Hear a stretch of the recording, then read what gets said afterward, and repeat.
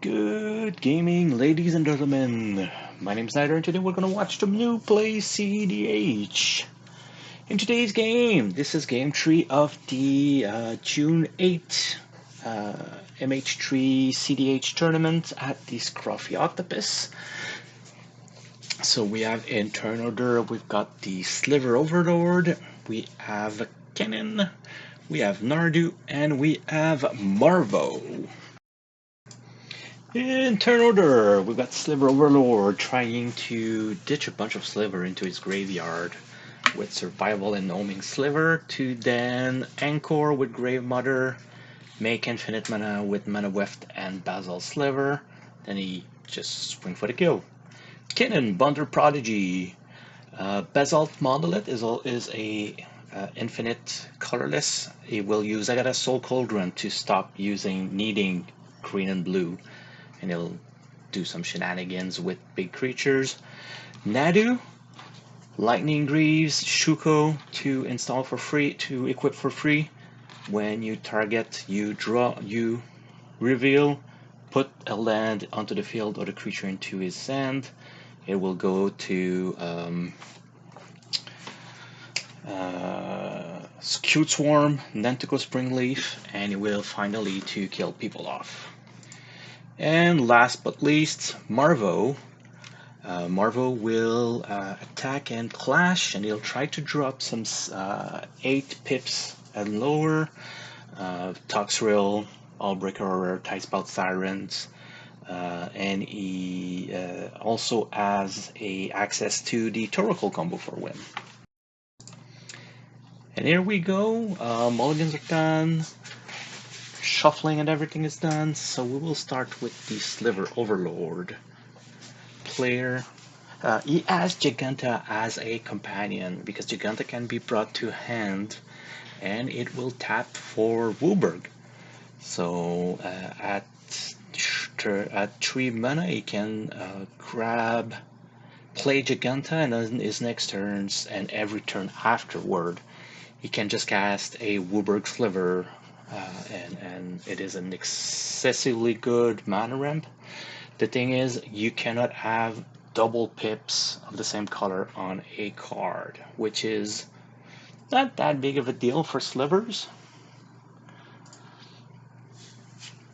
Plays a fetch shortcut into a Deafening Silence. That is something. Only one spell per turn. Non-creature spell, my apologies. Fetch into a shortcut for a Elvish Mystic, and we'll play a Lotus Petal.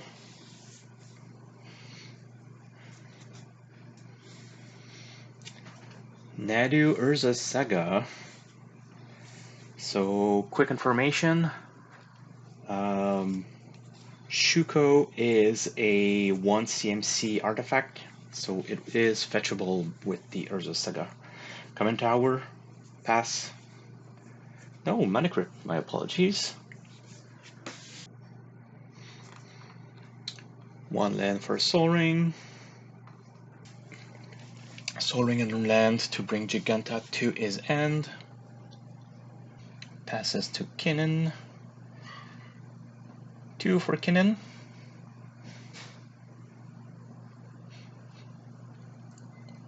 Crack for a duel. We'll go get, we'll use Urza's Saga to cast an Aphyto Alchemist. Aphyto Alchemist is an interesting combo piece with Nadu. Tap, untap target creatures. We will see it in action a little bit later. Marvo plays Chrome Mux, exiling, Drown in the Lock. 1, 2, 3, 4, 5. Marvo.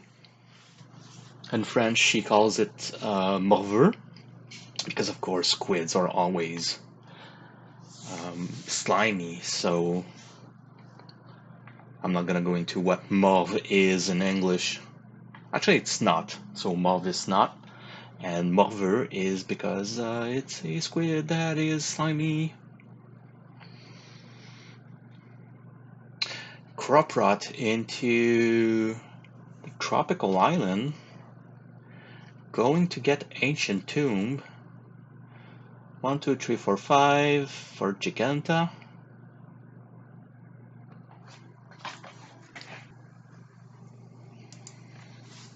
Sphinx.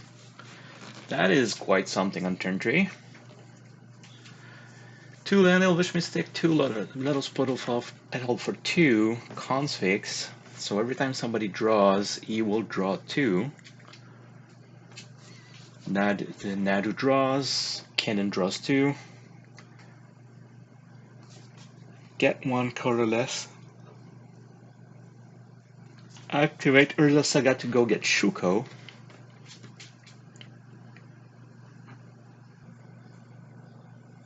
He will drop a fetch. Go get a breeding pool most probably. Tap 2.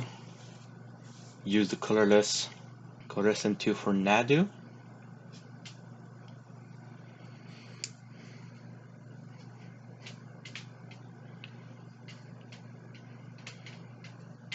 Now that MH3 is out, so he equips Shuko and Nadu. Nadu triggers. You reveal your top. If it's a land, you put it into play. If it's not a land, you put it into your hand. So it will be a format warping card for a few weeks. Gas Cradle, that's cool. 2 lands. He tried to equip on Nadu again. Tries to equip the Shuko on the Afeto. Nadu triggers, flips the Skill Swarm.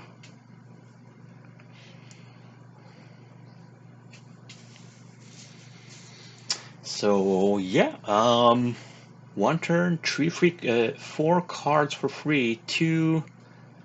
That is actually insane because that's 2 ramp. Harbor Elf on turn 3. Flips a Worldly Tutor. Shuko on Harbor Elf. Flips a Cephalid Coliseum.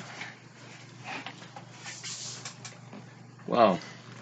I believe I'll just go straight back and reassess my deck. I'm pretty sure we will see a bunch of Nadu in the next coming days, the next coming weeks of tournament. If you guys don't remember, I run a mono red deck, but I do not run Pyroblast or REB because they are too blue focused.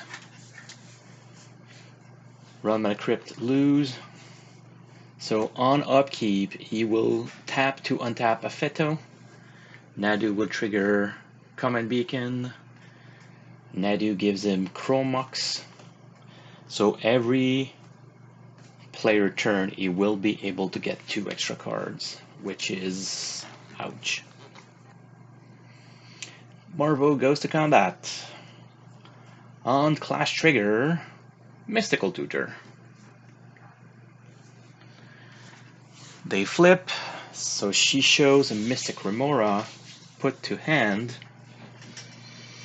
Now, I don't know why she did not drop anything. Afeto Alchemist first, Noxious Revival, second, Umbral Mantle. So from Nadu, he actually already got 10 card. 6 on his turn, 2 on Marvo's turn, 2 on Sliver Overlord's turn. Banishing Knack, which is a, it gives a, well, first targeting Nadu triggers. Banishing Knack gives a creature an ability, Fierce Guardianship, countering the Banishing Knack. So Banishing Knack gives a bounce effect, activated abilities. You tap your creatures and it bounces something. No idea what he was. Well, most probably should have bounced Consecrated Sphinx. Sliver Overlord draws. So Kinnan is also 6 card up. Of course, it's nothing to Nadu stand, but 6 card is something. So we are turn 4.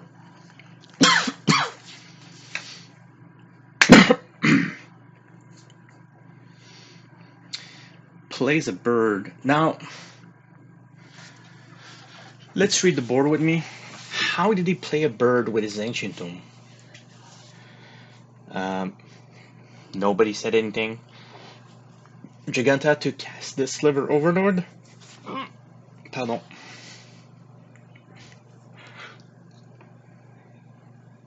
And he passes. Same shenanigans again. After Alchemist. Gaia's Cradle, Crop Rot.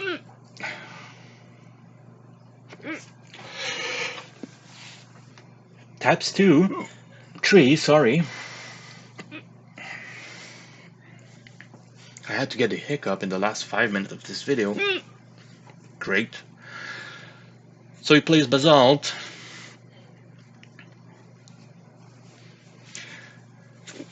So he goes infinite because no one has any interaction.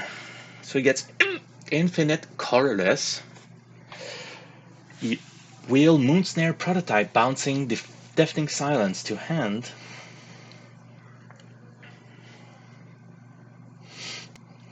It is a channel, so it is not a cast. Deafening Silence goes to bottom of library. And Wandering Archaic, gonna protect his win, so whatever people plays, he can actually copies any instant of sorcery. So I took a break. Goddamn hiccups.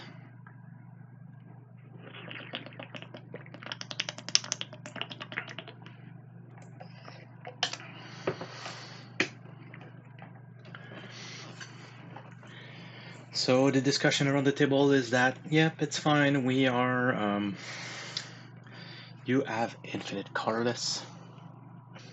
He does not have Threshold, so he cannot activate Cephalid Coliseum. They're looking for answers.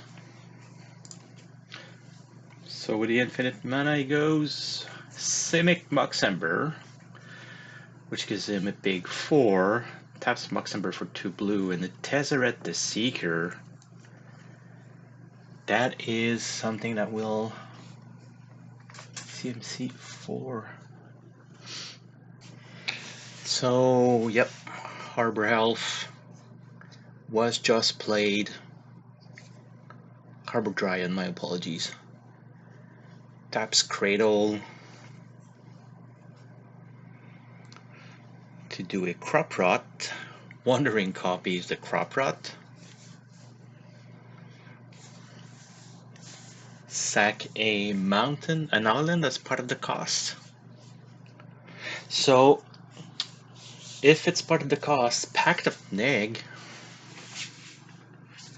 That is something. So he will actually copy the crop rotation.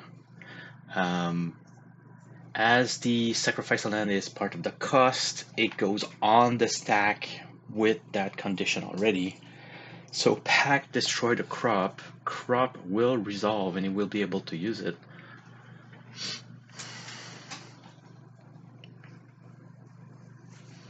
Well, I believe it wasn't strictly openly said, but I believe he paid for it because I do not see the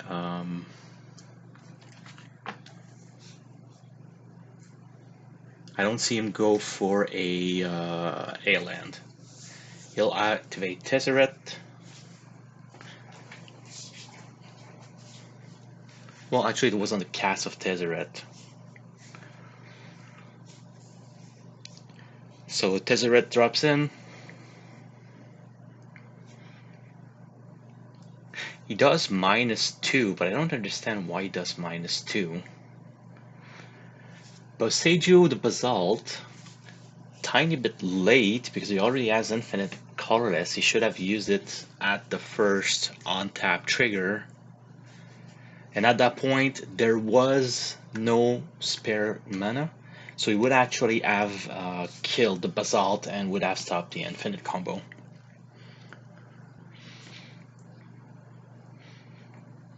I was sure Agatha's Soul Cauldron costed 4. Guess I was wrong. So goes get Agatha's Soul Cauldron. Agatha's Soul Cauldron is now we can use any colorless mana to flip with Kinnan, so he can drop pretty much everything in his library, all of his creatures. He will do thousands of flips, and then he will cast Finally of Devastation for infinite. GG Kinnan. Actually, it was the third game. Kinnan aced that tournament. If you ever learned something, please post in the comments. Thank you for watching. Leave a like and subscribe, and I'll see you guys next game.